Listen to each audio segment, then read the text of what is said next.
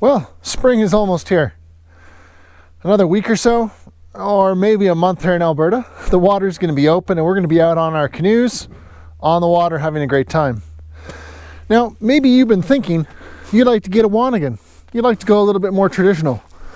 Or maybe you've got a box, but you don't have one of these, the Tumpline, to hold it all together. Today, I'd like to go over with you the Wannigan and the Tumpline, how to put it all together, and how to pretend you're comfortable on the portage trail. Now, let's be honest. No matter what we say, the Tumpline, well, it works.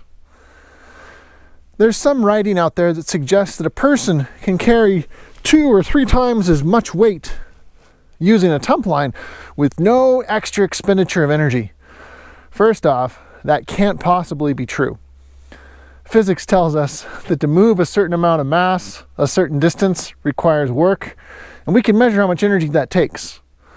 So if you're going to carry 3 times as much stuff, you're probably going to do 3 times as much work. But the Tumpline has its place. So let's go over how to use it and how to tie it.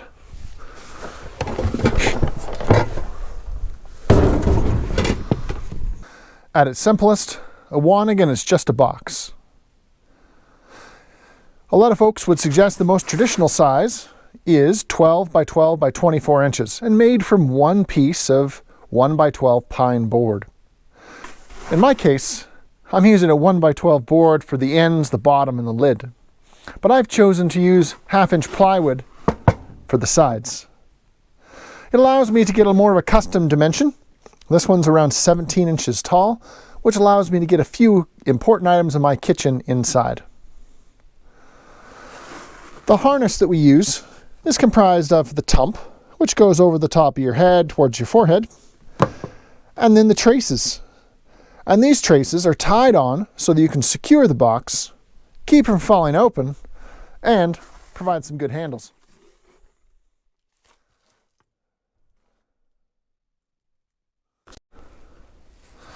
The lid of the Wannigan has a great sort of friction fit.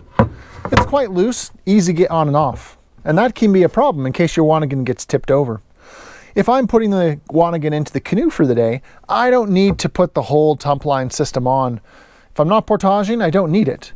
And that's where this comes in place. This is a simple piece of paracord. Any light cordage will do.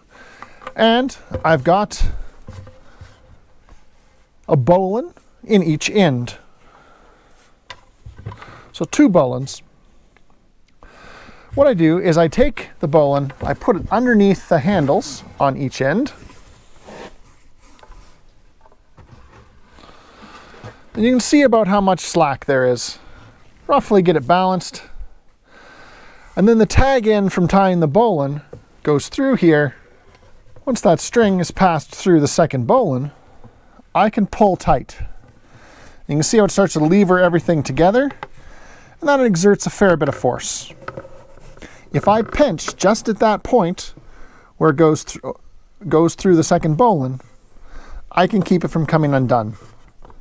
Then I pass the string over so it forms a right angle just right there, and I want to take a bite from here and pull it up through that loop. As I pull tight, it locks off.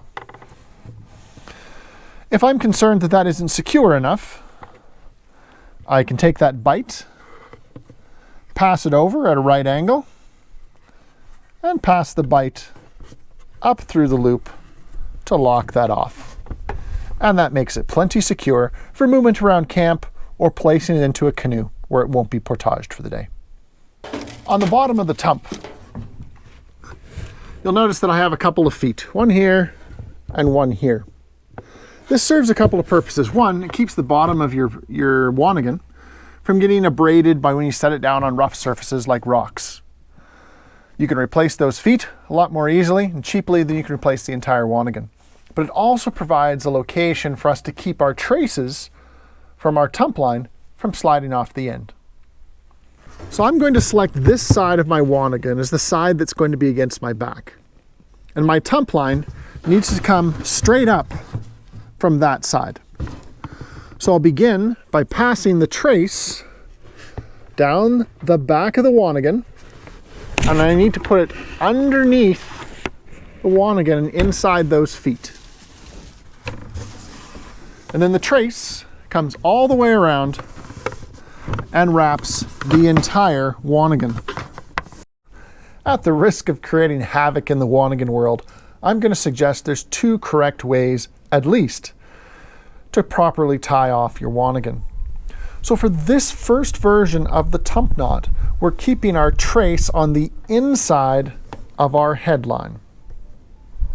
We come down, we cross over, and immediately pass behind and back across the front to create an X, which captures the headline here. We'll pass behind once again, and our goal now is to pass over the tump line and between the X's created.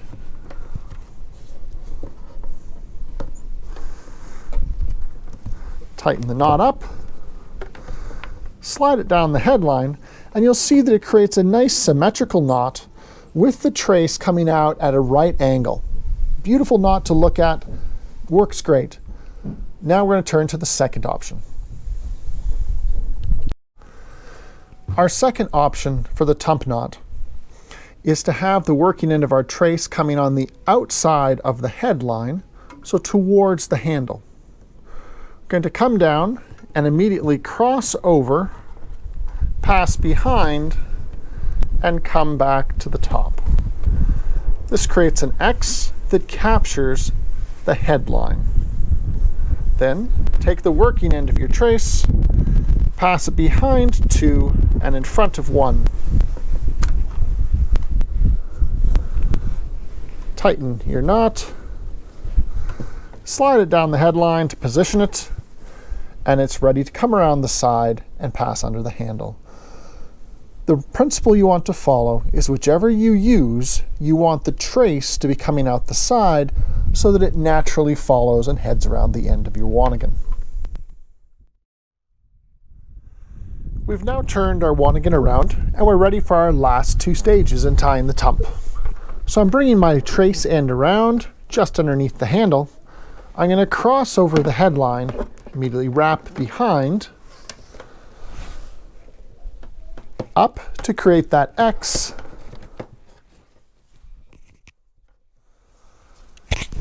and then pass the trace back underneath and pull tight.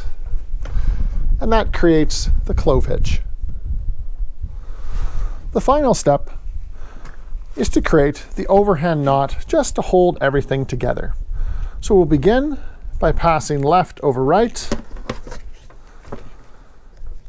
and then right over left.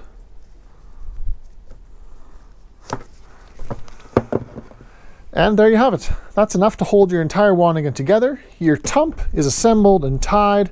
It's custom fit for you, and it's ready to carry those burdens over the portage, get you to your next campsite with lots of good stuff inside for supper. Once you've got everything tied up, if you want to access the interior, you do have to untie some things. The good news is you don't have to untie everything. To access the interior, all we have to undo is the last knot that we did up. Once that's done, we take the sides, push them off, and now we've got full access to the interior of the box. Another piece of good news is if you don't get the length exactly right, you don't have to retie everything. You can just adjust the knot by feeding a little bit through. In this case, I want this side just a little bit shorter, so I'll begin by pulling the head strap down, bringing the strap up around the back side, feeding it through the knot real quick, and pulling tight. And now they're a little more balanced. Now we're ready to go. One of the great myths of the Tumpline is that it's perfectly comfortable. It works. It's comfortable. But you have to think about it differently than you do a backpack. For a backpack, we often want to assume sort of a negative posture, a neutral posture. where our spine's in line and we're largely standing upright, mostly because the weight is resting down low on our hips. When we put the Tumpline on, we're gonna have a lot of weight here on our forehead, and we can relieve some of that weight by leaning forward and putting it back on our upper back, toward our shoulder blades. To mount the Wannigan, probably the easiest is to grab that strap in your hand and your thumb, rest it on your knee or your thigh, and then swing it around. Then I like to use two hands. The strap should be resting just about where your hairline should be. Might not always be there for all of us. And if I try to stand straight, it feels like it's pulling me back and I'm starting to strain my neck. And so I actually want to assume a little bit of a forward-leaning posture, and I want to feel that weight, that mass, being taken all the way down my spine.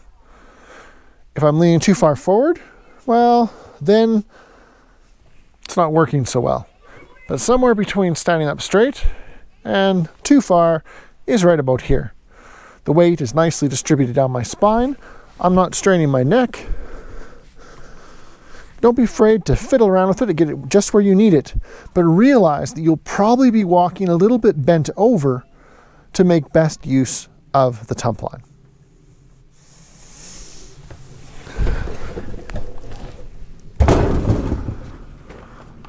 So is it perfect for you? Maybe. Is it fun to explore history and ways of doing things that are different? Absolutely. And that's the reason we do all this stuff. To have fun, to learn a bit, and maybe to make some of our own gear. Have a good one, and I'll see you in the next video.